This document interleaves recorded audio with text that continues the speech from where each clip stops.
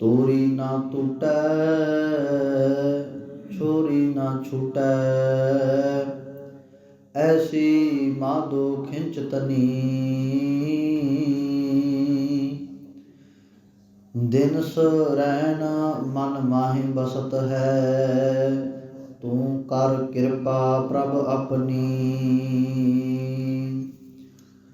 साहिब कमाल वालिए कुल आलम, चबर छतर तथा वक्त दे मालक, शब्द गुरु धन धन श्री गुरु ग्रंथ ਸਾਹਿਬ जी महाराज। तिन्हां दी पावन पवित्र मुकद्दस गोद दे विच सुभाईमान गुरु प्यारे सत्कारे खालसा साध संगत जीओ, वडभागे हाँ कि सतगुरु पातशाह जी दे मुबारक चरनां दे विच जुड़ मिल बैठे हाँ। आओ रसना नूं पवित्र करते हुए गुरु बख्शी फतेह आपस विच प्रवान करियो जी। कोई भी रसना वांझी ना रवे, सारे इक्को बार कहण ते हाजरी लवाओ जी। वाहिगुरु जी का खालसा वाहिगुरु जी की फतेह। पावन शब्द धन श्री गुरु ग्रंथ ਸਾਹਿਬ पातशाह जी दे मुबारक अंग 825 ਤੇ 26 ਉੱਪਰ ਸੁਭਾਈਮਾਨ ਹੈ। ਬਿਲਾਵਲ ਰਾਗ ਦੇ ਵਿੱਚ ਪੰਚਮ ਪਾਤਸ਼ਾਹ ਸ਼ਹੀਦਾਂ ਦੇ ਸਰਤਾਜ ਧੰਨ ਸ਼੍ਰੀ ਗੁਰੂ ਅਰਜਨ ਦੇਵ ਮਹਾਰਾਜ ਜੀ ਦੇ ਮੁਖਾਰ ਬਿੰਦ ਤੋਂ ਉਚਾਰਨ ਹੋਇਆ ਇਹ ਸ਼ਬਦ, ਜੋ ਅੱਜ ਸਾਨੂੰ ਹੁਕਮ ਰੂਪ ਦੇ ਵਿੱਚ ਸਤਿਗੁਰੂ ਪਾਤਸ਼ਾਹ ਜੀ ਨੇ ਬਖਸ਼ਿਸ਼ ਕੀਤਾ ਹੈ। ਰਹਾਉ ਦੀਆਂ ਪੰਕਤੀਆਂ ਨੇ, ਦੋਵੇਂ ਥਾਮ ਰੱਖੇ ਗੁਰ ਸੂਰੇ, ਹਲਤ ਪਲਤ ਪਾਰ ਬ੍ਰਹਮ ਸਵਾਰੇ, ਕਾਰਜ ਹੋਏ ਸਗਲੇ ਪੂਰੇ। ਗੁਰੂ ਪਾਤਸ਼ਾਹ ਜੀ ਨੇ ਇਸ ਸ਼ਬਦ ਦੇ ਰਾਹੀਂ ਮਨੁੱਖਤਾ ਨੂੰ ਇਹ ਸਮਝਾਉਣ ਦਾ ਯਤਨ ਕੀਤਾ ਹੈ ਕਿ ਚੱਲ ਰਿਹਾ ਸਮਾਂ ਤੇ ਆਉਣ ਵਾਲਾ ਸਮਾਂ ਸਵਾਰਨਾ ਕਿੱਦਾਂ ਹੈ, ਤੇ ਇਹਨਾਂ ਦੋਵਾਂ ਸਮਿਆਂ ਦੇ ਵਿੱਚ ਅਕਾਲ ਪੁਰਖ ਪਰਮਾਤਮਾ ਕਿਵੇਂ ਸਾਡਾ ਸਹਾਈ ਹੁੰਦਾ ਹੈ। ਦੋਵੇਂ ਥਾਮ ਦਾ ਅਰਥ ਹੈ ਹਲਤ ਤੇ ਪਲਤ, ਲੋਕ ਤੇ ਪਰਲੋਕ। ਲੋਕ ਤੇ ਪਰਲੋਕ ਨੂੰ ਆਮ ਕਰਕੇ ਜਿਹੜੀ ਭਾਸ਼ਾ ਦੇ ਵਿੱਚ ਸਮਝਿਆ ਜਾਂਦਾ, ਉਹ ਇਹ ਮੰਨਿਆ ਜਾਂਦਾ ਵੀ ਜਿਹੜਾ ਇਹ ਮਨੁੱਖਾ ਜਨਮ ਹੈ ਇਹ ਲੋਕ ਹੈ, ਪਰਲੋਕ ਉਹ ਹੈ, ਪਰਲਾ ਲੋਕ ਉਹ ਹੈ ਜਿਸ ਦੇ ਬਾਰੇ ਇਹ ਖਿਆਲ ਮੰਨਿਆ ਜਾ ਰਿਹਾ ਵੀ ਮਰ ਕੇ ਉੱਥੇ ਪਹੁੰਚਿਆ ਜਾਂਦਾ। ਪਰ ਜਦੋਂ ਗੁਰਬਾਣੀ ਨੂੰ ਬਹੁਤ ਗੂੜ ਗਿਆਨ ਦੇ ਨਾਲ ਵਿਚਾਰਨ ਦਾ ਯਤਨ ਕਰਦੇ ਹਾਂ ਤਾਂ ਇੱਥੇ ਇਹ ਵੀ ਪਤਾ ਚੱਲਦਾ ਵੀ ਦਿਨ ਰਾਤ ਕਮਾਇੜੋ ਸੋ ਆਇਓ ਮੱਥ ਹੈ। ਜਿਹੜਾ ਕੁਝ ਅਸੀਂ ਦਿਨ ਰਾਤ ਕਮਾਉਂਦੇ ਹਾਂ ਉਹ ਸਾਡਾ ਮੱਥੇ ਦਾ ਭਾਗ ਬਣ ਜਾਂਦਾ ਹੈ, ਲੇਖਾ ਬਣ ਜਾਂਦਾ ਹੈ। ਤੇ ਉਹ ਲੇਖਾ ਜਿਹੜਾ ਹੈ, ਉਹਦਾ ਜਿਹੜਾ ਲੇਖਾ ਦੇਣਾ ਤੇ ਲੈਣਾ ਹੈ, ਉਹ ਇਸੇ ਜਨਮ ਦੇ ਵਿੱਚ ਹੀ ਆਪਣੇ ਆਉਣ ਵਾਲੇ ਸਮੇਂ ਦੇ ਵਿੱਚ ਹੀ ਲਿਆ ਜਾਣਾ। ਕਿਉਂਕਿ ਇੱਥੋਂ ਜਾਣ ਤੋਂ ਬਾਅਦ ਪਰਲੇ ਲੋਕ ਬਾਰੇ ਕਿਸੇ ਨੇ ਅੱਜ ਤੱਕ ਦੱਸਿਆ ਨਹੀਂ ਵੀ ਉੱਥੇ ਕੀ ਹੋਇਆ, ਕੀ ਨਹੀਂ ਹੋਇਆ, ਕਿਵੇਂ ਰੱਖਿਆ ਗਿਆ, ਕਿਵੇਂ ਨਹੀਂ ਰੱਖਿਆ ਗਿਆ, ਕੀ ਸਵਾਲ ਹੋਏ, ਕੀ ਨਹੀਂ ਹੋਏ। ਕਿਉਂਕਿ ਉਹ ਲੇਖਾ ਜਿਹੜਾ ਹੈ ਨਾ, ਉਹ ਮਨੁੱਖ ਨੂੰ ਇਸ ਜਨਮ ਦੇ ਵਿੱਚ ਸਮਝਾਇਆ ਗਿਆ ਵੀ ਲੇਖਾ ਰੱਬ ਮੰਗੇਸੀਆ ਬੈਠਾ ਕੱਢ ਬਹੀ, ਵੀ ਉਹ ਲੇਖਾ ਮੰਗੇਗਾ। ਜਿਹੜਾ ਅੱਜ ਤੂੰ ਕਰਮ ਕਰ ਰਿਹਾ ਇਹਦਾ ਤੈਨੂੰ ਲੇਖਾ ਦੇਣਾ ਪਵੇਗਾ। ਉਹ ਕਦੋਂ? ਜਿਹੜਾ ਆਉਣ ਵਾਲਾ ਸਮਾਂ ਹੈ, ਅਗਲੇ ਸਮੇਂ ਦੇ ਵਿੱਚ। ਕਿਉਂਕਿ ਜੋ ਅਸੀਂ ਇਸ ਸਰੀਰ ਰੂਪੀ ਧਰਤੀ ਦੇ ਉੱਤੇ ਬੀਜ ਕੇ ਜਾਵਾਂਗੇ ਉਸ ਨੂੰ ਅਸੀਂ ਆਉਣ ਵਾਲੇ ਸਮੇਂ ਵਿੱਚ ਹੀ ਵੱਢਾਂਗੇ, ਨਾ ਕਿ ਪਰਲੇ ਲੋਕ ਵਿੱਚ, ਨਾ ਕਿ ਕਿਸੇ ਹੋਰ ਧਰਤੀ ਦੇ ਉੱਤੇ ਜਾ ਕੇ, ਨਾ ਕਿ ਕਿਸੇ ਹੋਰ ਗ੍ਰਹਿ ਦੇ ਉੱਤੇ ਜਾ ਕੇ। ਕਿਉਂਕਿ ਜੋ ਇਸ ਧਰਤੀ 'ਤੇ ਅਸੀਂ ਬੀਜਿਆ, ਇੱਥੇ ਬੀਜਿਆ, ਮੰਨ ਲਓ ਅਸੀਂ ਬੀਜਿਆ ਢਿੱਲਮਾਂ ਦੀ ਜ਼ਮੀਨ 'ਤੇ ਆ, ਅਤੇ ਕੋਈ ਇਹ ਕਹੇ ਵੀ ਮੈਂ ਰਾਜਸਥਾਨ ਜਾ ਕੇ ਇਸ ਫਸਲ ਵੱਢ ਲਿਆਵਾਂਗਾ, ਇੱਦਾਂ ਤਾਂ ਨਹੀਂ ਨਾ ਹੋ ਸਕਦਾ। ਕੋਈ ਬੀਜ, ਕੋਈ ਫਸਲ, ਕੋਈ ਬਾੜੀ, ਕੋਈ ਫਲਦਾਰ ਪੌਦੇ, ਕੋਈ ਫੁੱਲਦਾਰ ਪੌਦੇ ਇਸ ਧਰਤੀ ਦੇ ਉੱਤੇ ਬੀਜੇ ਅਤੇ ਇਸ ਧਰਤੀ ਤੋਂ ਬਾਅਦ ਇਹ ਜਾ ਕੇ ਕਹੇ ਮੈਂ 10 ਕਿਲੋਮੀਟਰ ਅੱਗੇ ਜਾ ਕੇ ਤੋੜ ਲੈ ਆਵਾਂਗਾ। ਅੱਗੇ ਕੋਈ ਆਪਣੇ ਖੇਤਾਂ ਵਿੱਚ ਥੋੜ੍ਹੀ ਵੜਨ ਦੇਵੇਗਾ, ਕੋਈ ਆਪਣੇ ਬਾਗ ਵਿੱਚ ਥੋੜ੍ਹੀ ਵੜਨ ਦੇਵੇਗਾ। ਉਹ ਕਹੇਗਾ ਭਾਈ ਜੇ ਤੂੰ ਬੀਜਿਆ ਆਪਦਾ ਆਪਣੇ ਖੇਤੋਂ ਤੋੜ। ਇਸ ਕਰਕੇ ਗੁਰੂ ਪਾਤਸ਼ਾਹ ਜੀ ਕਹਿੰਦੇ ਹਲਤ ਅਤੇ ਪਲਤ ਦੋਵੇਂ ਸਵਾਰਨੇ ਨੇ, ਪਰ ਉਹ ਸਵਰਨਗੇ ਕਿਵੇਂ? ਜਦੋਂ ਅਸੀਂ ਇੱਥੇ ਹਲਤ ਸਵਾਰ ਲਵਾਂਗੇ। ਜਿਹੜਾ ਸਾਡਾ ਚੱਲ ਰਿਹਾ ਸਮਾਂ ਹੈ, ਜਦੋਂ ਅਸੀਂ ਇਸ ਨੂੰ ਸਵਾਰ ਲਿਆ, ਸਾਡਾ ਆਉਣ ਵਾਲਾ ਸਮਾਂ ਆਪੇ ਸੋਹਣਾ ਬਣੇਗਾ। ਜੇਕਰ ਅਸੀਂ ਆਉਣ ਵਾਲੇ ਸਮੇਂ ਨੂੰ ਸੋਹਣਾ ਬਣਾਉਣਾ ਚਾਹੁੰਦੇ ਹਾਂ ਤਾਂ ਇਹ ਸਮੇਂ ਦੇ ਵਿੱਚ ਅਸੀਂ ਚੰਗੇ ਕਰਮ ਕਰਾਂਗੇ। ਜੇਕਰ ਅਸੀਂ ਆਉਣ ਵਾਲੇ ਸਮੇਂ ਨੂੰ ਦੁਖਦਾਈ, ਭੈੜਾ, ਡਰਾਵਣਾ ਬਣਾਉਣਾ ਚਾਹੁੰਦੇ ਹਾਂ, ਫਿਰ ਇਸ ਸਮੇਂ ਦੇ ਵਿੱਚ ਉਹੋ ਜਿਹੇ ਅਸੀਂ ਕੰਮ ਕਰਾਂਗੇ। ਚੋਰ ਚੋਰੀ ਕਰਦਾ, ਚੋਰ ਚੋਰੀ ਕਰਦਾ। ਹੁਣ ਚੋਰੀ ਕਰਕੇ ਕੀ ਕਰਦਾ? ਉਹ ਆਪਣੇ ਘਰੇ ਲੈ ਕੇ ਜਾਂਦਾ ਨਾ, ਭਾਂਡੇ ਇਕੱਠੇ ਕਰ ਲੈਂਦਾ, ਸਮਾਨ ਚੁੱਕ ਲੈਂਦਾ, ਸੋਨਾ ਚਾਂਦੀ, ਹੀਰੇ ਜਵਾਹਰਾਤ, ਸਾਰਾ ਕੁਝ ਨਗਦੀ ਚੁੱਕ ਕੇ ਲੈ ਜਾਂਦਾ, ਜਿਹੜਾ ਕੁਝ ਵੀ ਮਿਲਦਾ ਉਹਨੂੰ ਕੀਮਤੀ ਸਮਾਨ। ਪਰ ਜਦੋਂ ਉਹ ਚੋਰੀ ਤਾਂ ਕਰਕੇ ਲੈ ਗਿਆ, ਪਰ ਜਦੋਂ ਆਉਣ ਵਾਲੇ ਸਮੇਂ ਵਿੱਚ ਉਹ ਕਿਸੇ ਹੋਰ ਘਰੋਂ ਚੋਰੀ ਕਰਦਾ ਫੜਿਆ ਗਿਆ, ਫਿਰ ਉਹ ਸਾਰਾ ਕੁਝ ਮੰਨ ਜਾਂਦਾ ਵੀ ਹਾਂ ਮੈਂ ਫਲਾਨਿਆਂ ਦੇ ਵੀ ਮੈਂ ਹੀ ਕੀਤੀ ਸੀ ਚੋਰੀ, ਉਹ ਪਿੰਡ ਵੀ ਮੈਂ ਹੀ ਕੀਤੀ ਸੀ, ਉਹ ਸ਼ਹਿਰ ਵੀ ਮੈਂ ਹੀ ਲੁੱਟਿਆ ਸੀ, ਉਹ ਗੱਡੀ ਵੀ ਮੈਂ ਹੀ ਲੁੱਟੀ ਸੀ। ਫਿਰ ਸਾਰਾ ਕੁਝ ਮੰਨ ਜਾਂਦਾ। ਉਹਦਾ ਜਿਹੜਾ ਹਾਲਤ ਦੇ ਵਿੱਚ ਕੀਤਾ ਹੋਇਆ ਕਰਮ ਹੈ, ਉਹ ਉਹਨੂੰ ਪਲਤ ਦੇ ਵਿੱਚ ਆ ਕੇ ਸਜ਼ਾ ਦੇ ਗਿਆ। ਜੇਕਰ ਚੰਗਾ ਕੀਤਾ ਤਾਂ ਚੰਗਾ ਮਿਲ ਜਾਂਦਾ। ਵੇਖੋ ਨਾ, ਜਦੋਂ ਗੁਰੂ ਨਾਨਕ ਪਾਤਸ਼ਾਹ ਜੀ ਪ੍ਰਚਾਰਕ ਦੌਰਿਆਂ 'ਤੇ ਜਾਂਦੇ ਜਾਂਦੇ ਭੂਮੀਏ ਚੋਰ ਦੇ ਕੋਲ ਰੁਕੇ ਨੇ, ਅਤੇ ਭੂਮੀਏ ਚੋਰ ਨੂੰ ਜਦੋਂ ਪੁੱਛਿਆ ਵੀ ਬੜੀ ਆਓ ਭਗਤ ਕਰਦਾ, ਬਰਤਨ ਬਹੁਤ ਸੋਹਣੇ ਰੱਖੇ ਨੇ ਘਰ ਦੇ ਵਿੱਚ, ਸਾਰਾ ਕੁਝ ਬਹੁਤ ਸੋਹਣਾ, ਕਹਿੰਦੇ ਕੰਮ ਕੀ ਕਰਦਾ? ਕਹਿੰਦਾ ਜੀ ਸੱਚ ਦੱਸਾਂ ਮਹਾਰਾਜ। ਗੁਰੂ ਪਾਤਸ਼ਾਹ ਜੀ ਕਹਿੰਦੇ ਹਾਂ ਸੱਚ ਹੀ ਦੱਸਣਾ, ਤਾਂ ਝੂਠ ਥੋੜ੍ਹੀ ਬੋਲਣਾ, ਸੱਚ ਦੱਸ ਵੀ ਤੂੰ ਕੰਮ ਕੀ ਕਰਦਾ? ਕਹਿੰਦਾ ਜੀ ਮੈਂ ਚੋਰੀਆਂ ਕਰਦਾ। ਗੁਰੂ ਪਾਤਸ਼ਾਹ ਜੀ ਅੱਗੇ ਪਈ ਭੋਜਨ ਵਾਲੀ ਥਾਲੀ ਪਿਛਾਂਹ ਕਰ ਦਿੰਦੇ ਨੇ ਵੀ ਤੇਰਾ ਅਸੀਂ ਚੋਰੀ ਦਾ ਕੀਤਾ ਹੋਇਆ ਜਿਹੜਾ ਖਾਣਾ ਹੈ ਤਿਆਰ ਕੀਤਾ ਚੋਰੀ ਦੇ ਸਮਾਨ ਦੇ ਨਾਲ, ਉਹ ਅਸੀਂ ਨਹੀਂ ਖਾਣਾ। ਤੇ ਕਹਿੰਦੇ ਇੱਕ ਹੁਣ ਜਦੋਂ ਦੇਖੋ ਨਾ ਵੀ ਇੱਕ ਕੋਈ ਰਾਹਗੀਰ, ਉੱਚੀ ਸੁੱਚੀ ਆਤਮਾ ਵਾਲਾ ਬੰਦਾ, ਜਦੋਂ ਅਸੀਂ ਘਰ ਦੇ ਵਿੱਚ ਬਿਠਾ ਕੇ ਕਿਸੇ ਨੂੰ ਵੀ ਪ੍ਰਸ਼ਾਦਾ ਛਕਾਉਂਦੇ ਹਾਂ, ਤਾਂ ਅਗਰ ਉਹ ਇਹ ਗੱਲ ਸੁਣ ਕੇ, ਪਹਿਲੀ ਗੱਲ ਤਾਂ ਸਾਫ਼ ਜਿਹੀ ਗੱਲ ਆ, ਮੈਂ ਕਹਿਣਾ ਬਹੁਤ ਕਿਤੇ ਨਾ ਕਿਤੇ ਭੂਮੀਆ ਚੋਰ ਦੇ ਅੰਦਰ ਵੀ ਨਾ ਸੱਚਾ ਅੰਦਰ ਜਿਹੜਾ ਇਨਸਾਨ ਸੀ ਉਹ ਬੈਠਾ ਸੀ, ਜਿਹਨੇ ਗੁਰੂ ਪਾਤਸ਼ਾਹ ਜੀ ਅੱਗੇ ਸੱਚ ਦੱਸ ਦਿੱਤਾ ਵੀ ਮੈਂ ਚੋਰ ਹਾਂ।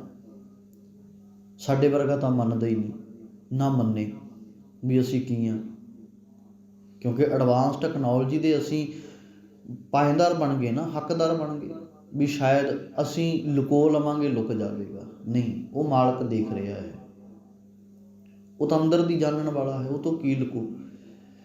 ਅਤੇ ਹੁਣ ਉਹਨੇ ਵੇਖਿਆ ਕਿ ਇਹ ਕੋਈ ਰਾਹਗੀਰ ਸਾਧੂ ਹੈ, ਚੰਗਾ ਪੁਰਸ਼ ਹੈ, ਵੀ ਮੈਂ ਸੱਚ ਹੀ ਦੱਸਾਂ। ਉਹਨੇ ਸੱਚ ਦੱਸ ਦਿੱਤਾ ਵੀ ਪਾਤਸ਼ਾਹ ਮੈਂ ਚੋਰ ਹਾਂ। ਹੁਣ ਜਦੋਂ ਥਾਲੀ ਪਿਛਾਂਹ ਕੀਤੀ, ਉਹ ਕਹਿੰਦਾ ਵੀ ਇੱਦਾਂ ਨਾ ਕਰੋ, ਦੇਖੋ ਮੈਂ ਬੜੇ ਪਿਆਰ ਦੇ ਨਾਲ ਤੁਹਾਨੂੰ ਸੱਚ ਵੀ ਦੱਸ ਦਿੱਤਾ ਵੀ ਮੈਂ ਚੋਰ ਹਾਂ, ਤੁਸੀਂ ਖਾਣਾ ਨਾ ਠੁਕਰਾਓ। ਤਿਆਰ ਤਾਂ ਮੈਂ ਹੀ ਕੀਤਾ ਨਾ ਆਪਣੇ ਹੱਥਾਂ ਨਾਲ, ਮੇਰੀ ਭਾਵਨਾ ਇਹ ਆ ਵੀ ਮੈਂ ਤੁਹਾਨੂੰ ਪ੍ਰਸ਼ਾਦਾ ਛਕਾਵਾਂ, ਮੇਰੀ ਭਾਵਨਾ ਹੈ, ਅਤੇ ਤੁਸੀਂ ਛਕੋ। ਅਤੇ ਉਹ ਕਹਿੰਦੇ ਵੀ ਇੱਕ ਸ਼ਰਤ 'ਤੇ ਮੈਂ ਪ੍ਰਸ਼ਾਦਾ ਛਕਾਂਗਾ, ਉਹ ਕਹਿੰਦਾ ਜੀ ਸ਼ਰਤਾਂ ਚਾਹੇ ਤੁਸੀਂ ਜਿੰਨੀਆਂ ਮਰਜ਼ੀ ਦੱਸ ਦਿਓ, ਪਰ ਮੈਨੂੰ ਚੋਰੀ ਛੱਡਣ ਨੂੰ ਨਾ ਕਿਹੋ। ਸਾਫ਼ ਜੀ ਗੱਲ ਆ, ਜਿਹੜਾ ਮੇਰਾ ਔਗਣ ਲਾ ਲਓ, ਮੇਰਾ ਗੁਣ ਲਾ ਲਓ ਵੀ ਮੈਂ ਹਾਂ ਚੋਰ, ਪਰ ਮੈਨੂੰ ਚੋਰੀ ਛੱਡਣ ਨੂੰ ਨਾ ਕਹੋ। ਹੋਰ ਤੁਸੀਂ ਜੋ ਕਹੋਗੇ ਮੈਂ ਮੰਨ ਲਵਾਂਗਾ। ਕਹਿੰਦੇ ਜੋ ਤੁਸੀਂ ਕਹੋਗੇ ਮੈਂ ਮੰਨ ਲਵਾਂਗਾ। ਕਹਿੰਦੇ ਠੀਕ ਆ, ਫਿਰ ਇੱਦਾਂ ਕਰੀ, ਇਸ ਹਾਲਤ ਦੇ ਵਿੱਚ ਆਹ ਗੱਲਾਂ ਮੰਨ ਲੈ, ਤੇਰਾ ਪਲਟ ਸਵਾਰਿਆ ਜਾਵੇਗਾ। ਲੋਕ ਦੇ ਵਿੱਚ ਮੰਨ ਲੈ, ਪਰਲੋਕ ਆਉਣ ਵਾਲਾ ਸਮਾਂ ਜਿਹਦੇ ਬਾਰੇ ਤੈਨੂੰ ਪਤਾ ਹੀ ਨਹੀਂ, ਉਹਨੂੰ ਸਵਾਰਨ ਦੇ ਲਈ ਤੂੰ ਇਸ ਜਨਮ ਨੂੰ ਸਵਾਰਨਾ ਪਵੇਗਾ। ਕਹਿੰਦੇ ਪਹਿਲਾ ਵਚਨ ਹੈ, ਚੇਤਾ ਰੱਖੀ ਵੀ ਤੈਂ ਝੂਠ ਨਹੀਂ ਬੋਲਣਾ, ਕਿਉਂਕਿ ਜਦੋਂ ਹੁਣ ਸੱਚ ਬੋਲਿਆ, ਗੁਰੂ ਸਾਹਿਬ ਨੂੰ ਪਤਾ ਸੀ ਵੀ ਇਸ ਨੂੰ ਇਹ ਮੰਨ ਲਵੇਗਾ। ਕਹਿੰਦੇ ਠੀਕ ਹੈ ਜੀ, 7 ਵਚਨ ਵੀ ਮੈਂ ਅੱਜ ਤੋਂ ਬਾਅਦ ਝੂਠ ਨਹੀਂ ਬੋਲਾਂਗਾ। ਦੂਜਾ ਕਹਿੰਦੇ ਵੀ ਤੂੰ ਕਿਸੇ ਦਾ ਨੂਣ ਖਾ ਕੇ ਹਰਾਮ ਨਹੀਂ ਕਰਨਾ, ਵੀ ਜਿਹਦਾ ਤੂੰ ਖਾ ਲਿਆ ਨਾ ਉਸ ਦੇ ਨਾਲ ਕਦੇ ਵੀ ਤੈਂ ਦੁਖਦਾਈ ਜਾਂ ਇਹ ਕਹਿ ਲਓ ਵੀ ਤੂੰ ਉਹਦੇ ਨਾਲ ਕੋਈ ਕਿਸੇ ਕਿਸਮ ਦਾ ਛਲ ਕਪਟ ਫਰੇਬ ਧੋਖਾ ਠੱਗੀ ਨਹੀਂ ਕਰਨੀ। ਕਹਿੰਦੇ ਠੀਕ ਆ ਜੀ, ਚਲੋ ਇਹ ਵੀ ਮੰਨ ਲਿਆ। ਹੁਣ ਮਾਣੀ ਮਨ ਤਾਂ ਸੋਚ ਰਿਹਾ ਵੀ ਮੈਂ ਖਾਊਂਗਾ ਹੀ ਨਹੀਂ, ਤੇ ਛਲ ਠੱਗੀ ਜਿਹੜੀ ਆ ਉਹ ਵੱਜੂਗੀ ਨਹੀਂ, ਕਿਉਂਕਿ ਜੇ ਖਾਊਂ ਕਿਸੇ ਦਾ, ਖਾ ਕੇ ਕਿਸੇ ਦਾ ਥੋੜ੍ਹੀ ਹੈ ਨਾ ਵੀ ਬੁਰਾ ਚਿੱਤ ਬਣਾ, ਉਹਦਾ ਖਾ ਕੇ ਉਹਦੇ ਨਾਲ ਹੀ ਬੁਰਾ ਕਰਨਾ ਗਲਤ ਆ ਨਾ। ਕਹਿੰਦੇ ਠੀਕ ਆ ਸਤਿਗੁਰੂ, 7 ਵਚਨ ਜੀ। ਕਹਿੰਦੇ ਤੀਜਾ ਵਚਨ ਪਿਆਰਿਆ ਇਹ ਹੈ ਵੀ ਤੇਰੇ ਕੀਤੇ ਕਿਸੇ ਕੰਮ ਕਰਕੇ, ਕਿਸੇ ਗਲਤੀ ਕਰਕੇ, ਕਿਸੇ ਅਪਰਾਧ ਕਰਕੇ ਕੀਤੀ ਤੈਂ ਹੋਵੇ, ਪਰ ਤੇਰੇ ਸਾਹਮਣੇ ਕੋਈ ਗਰੀਬ, ਕੋਈ ਨਤਾਣਾ, ਕੋਈ ਨਿਮਾਨੜਾ ਜਾਂ ਕੁੱਟਿਆ ਜਾਂਦਾ, ਮਾਰਿਆ ਜਾਂਦਾ ਹੋਵੇ ਨਾ, ਤੇ ਤੂੰ ਉਸ ਨੂੰ ਬਚਾਉਣਾ ਹੈ ਵੀ ਮੈਂ ਕੀਤਾ ਹੈ ਕੁਛ ਜੋ ਕੀਤਾ, ਵੀ ਤੇਰੀ ਕਿਸੇ ਗਲਤੀ ਕਰਕੇ ਕੋਈ ਗਰੀਬੜਾ ਨਾ ਕੁੱਟਿਆ ਜਾਵੇ। ਕਹਿੰਦੇ ਠੀਕ ਹੈ ਜੀ, 7 ਵਚਨ। ਸਤਿਗੁਰੂ ਪ੍ਰਸ਼ਾਦਾ ਛਕੇ ਇਹ ਤਿੰਨੇ ਉਪਦੇਸ਼ ਦੇ ਕੇ, ਬਚਨ ਦੇ ਕੇ ਅਗਾਂਹ ਚਲੇ ਗਏ। ਹੁਣ ਵੇਖੋ ਨਾ, ਬਚਨ ਇੱਕ ਨੇ, ਇੱਕ ਬਚਨ ਨੇ ਹੀ ਜ਼ਿੰਦਗੀ ਬਦਲ ਦੇਣੀ ਹੈ। ਤੇ ਸਾਨੂੰ ਤਾਂ ਸਤਿਗੁਰੂ ਦਾ ਸ਼ੁਕਰਗੁਜ਼ਾਰ ਹੋਣਾ ਚਾਹੀਦਾ ਵੀ ਉਸ ਅਕਾਲ ਪੁਰਖ ਪਰਮਾਤਮਾ ਦਾਤੇ ਦੀ ਰਹਿਮਤ ਸਦਕਾ ਧੰਨ ਗੁਰੂ ਨਾਨਕ ਪਾਤਸ਼ਾਹ ਜੀ ਤੋਂ ਲੈ ਕੇ ਗੁਰੂ ਗੋਬਿੰਦ ਸਿੰਘ ਪਾਤਸ਼ਾਹ ਜੀ ਤੱਕ ਸਾਡੇ ਕੋਲੇ ਇਹ ਅਮੋਲਕ ਬਚਨਾਂ ਦਾ ਖਜ਼ਾਨਾ ਸਾਡੀ ਝੋਲੀ ਪਾ ਕੇ ਗਏ ਆ। 1-2 ਬਚਨ ਥੋੜ੍ਹੀ ਨੇ, ਇੱਥੇ ਤਾਂ ਗਿਣਤੀ ਤੋਂ ਬਾਹਰ ਬਚਨ ਨੇ ਜਿਨ੍ਹਾਂ ਦੀ ਗਿਣਤੀ ਨਹੀਂ ਕੀਤੀ ਜਾ ਸਕਦੀ। ਬਸ ਜਿਨ੍ਹਾਂ ਨੂੰ ਵਡਿਆਇਆ ਜਾ ਸਕਦਾ, ਗਾਇਆ ਜਾ ਸਕਦਾ, ਮੰਨਿਆ ਜਾ ਸਕਦਾ। ਇੱਕ ਇੱਕ ਬਚਨ ਕਰਕੇ ਮੰਨਦੇ ਜਾਵਾਂਗੇ, ਸਾਡੇ ਜੀਵਨ ਵਿੱਚ ਵੀ ਸੁੱਖ, ਸਕੂਨ, ਰਹਿਮਤਾਂ, ਉਸ ਦਾਤੇ ਦੀਆਂ ਬਰਕਤਾਂ ਆਉਂਦੀਆਂ ਜਾਣਗੀਆਂ। ਹੁਣ ਜਦੋਂ ਗੁਰੂ ਪਾਤਸ਼ਾਹ ਜੀ ਚਲੇ ਗਏ, 2 ਦਿਨ ਲੰਘੇ, ਉਹਦੇ ਕੋਲੇ ਜਿਹੜਾ ਸਮਾਨ ਸੀ ਇਕੱਠਾ ਕੀਤਾ ਉਹ ਖਤਮ ਹੋਣ ਦੇ ਕਿਨਾਰੇ ਸੀ। ਵੀ ਹੁਣ ਕਈ ਦਿਨ ਲੰਘ ਗਏ ਵੀ ਹੁਣ ਹੋਰ ਕਿਉਂ ਨਾ ਇਕੱਠਾ ਕੀਤਾ ਜਾਵੇ। ਫਿਰ ਸੋਚਦਾ ਵੀ ਇੱਦਾਂ ਕਰੀਏ, ਮਨ ਦੇ ਵਿੱਚ ਖਿਆਲ ਆਇਆ ਵੀ ਕਿਉਂ ਨਾ ਕੋਈ ਵੱਡਾ ਹੀ ਇਕੱਠਾ ਕਰੀਏ। ਐਵੇਂ ਥੋੜ੍ਹੇ ਥੋੜ੍ਹੇ ਕਰਕੇ ਕੰਧਾਂ ਟੱਪਣੀਆਂ ਪੈਂਦੀਆਂ, ਪਾੜ ਲਾਉਣੇ ਪੈਂਦੇ ਆ, ਸੱਟਾਂ ਵੱਜਦੀਆਂ ਨੇ, ਭੱਜਣਾ ਪੈਂਦਾ ਕਈ ਵਾਰ ਸਮਾਨ ਛੱਡ ਕੇ, ਜਦੋਂ ਫੜੇ ਜਾਂਦੇ ਹਾਹਾਕਾਰ ਮੱਚ ਜਾਂਦੀ ਹੈ। ਵੀ ਕਿਉਂ ਨਾ ਕੋਈ ਵੱਡਾ ਹਾਥੀ ਮਾਰਿਆ ਜਾਵੇ।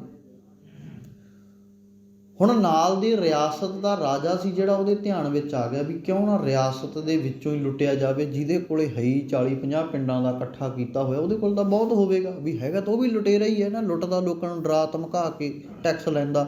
ਵੀ ਕਿਉਂ ਨਾ ਜਿਹੜਾ ਦੂਜਿਆਂ ਨੂੰ ਲੁੱਟਦਾ ਉਹਨੂੰ ਹੀ ਲੁੱਟ ਲਿਆ ਜਾਵੇ, ਵੀ ਇਹ 'ਚ ਕੋਈ ਗੁਨਾਹ ਵੀ ਨਹੀਂ। ਹੁਣ ਮਾਣੀ ਮਨ ਸੋਚ ਰਿਹਾ, ਚਲਿਆ ਜਾਂਦਾ।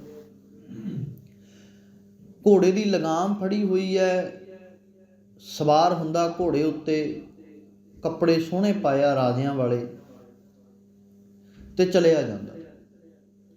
ਹੁਣ ਦਰਵਾਜ਼ੇ ਮੂਹਰੇ ਜਾ ਕੇ ਜਦੋਂ ਘੋੜਾ ਰੋਕਦਾ, ਅਹਿਲਕਾਰ ਪੁੱਛਦੇ ਨੇ ਤੂੰ ਕੌਣ ਹੈ?